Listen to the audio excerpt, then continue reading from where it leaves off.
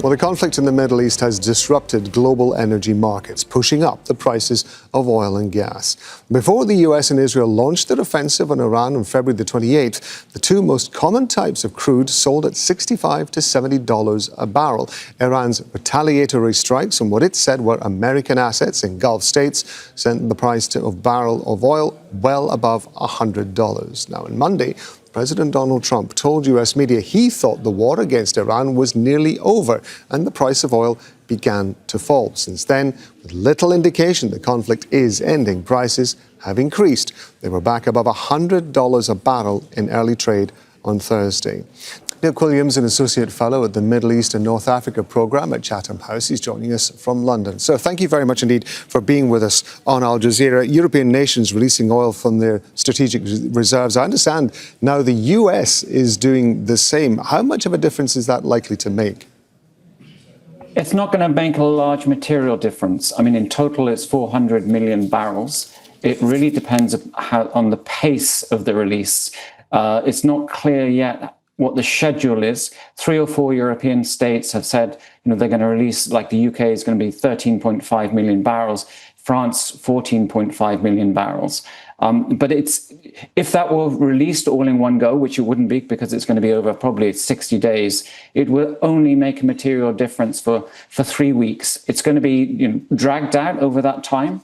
But it's a one-shot solution, so it's a high-risk strategy. So once that oil's finished, there is no real alternative. Donald Trump has been describing the spike in oil prices, at least initially, as a temporary thing. Now, how significant is it that the US itself is having to release supplies from the strategic reserve, given as the point you were just making, that this is essentially a one-shot deal? Oh, it's very significant. I mean, it really tells you everything you need to know. I mean, Donald Trump has said, this is a blip.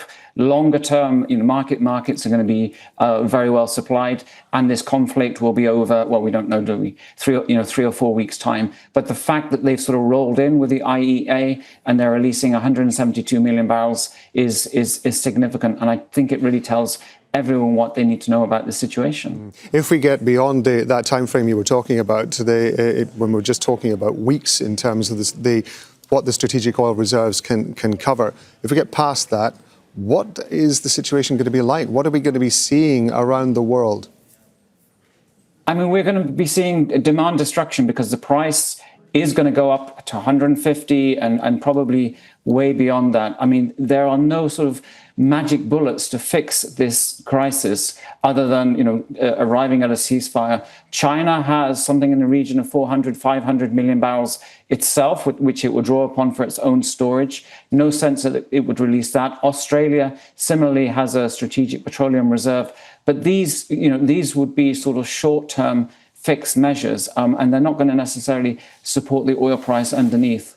So this EIA release is important, it's significant, but it points to a resolution or a cessation of hostilities having to come within the next few weeks. There are wider issues to this as well. Obviously, the price of oil, the spike in the price of oil and the price at the petrol pump is very important, particularly, of course, for consumers. There are many, many industries that use oil in their manufacturing processes or derivatives of oil. One would imagine the ripple effect across that sector is going to be significant as well.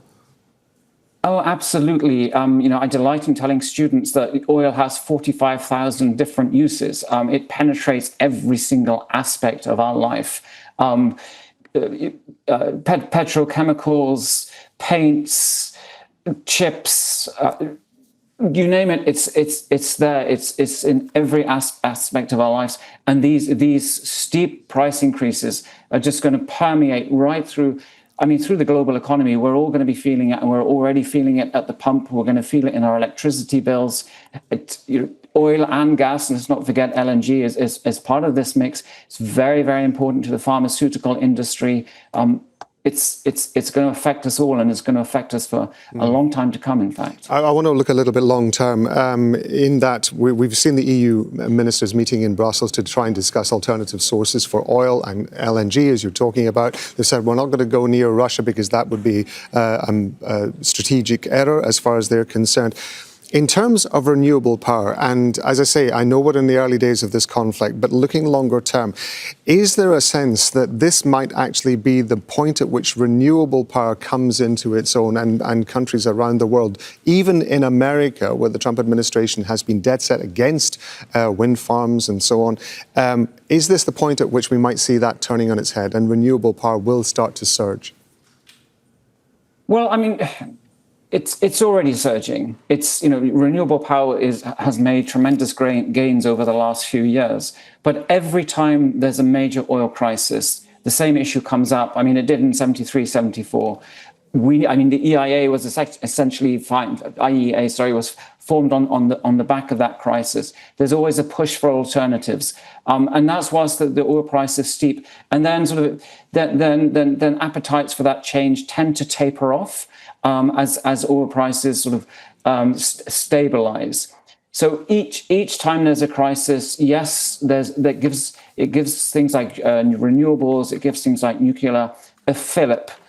So this will be another one of those. But talking about diversification of energy sources has been going on for a very, very long time. It's not new. Neil Quilliam, we appreciate you giving us the benefit of your expertise in this. Thank you very much indeed.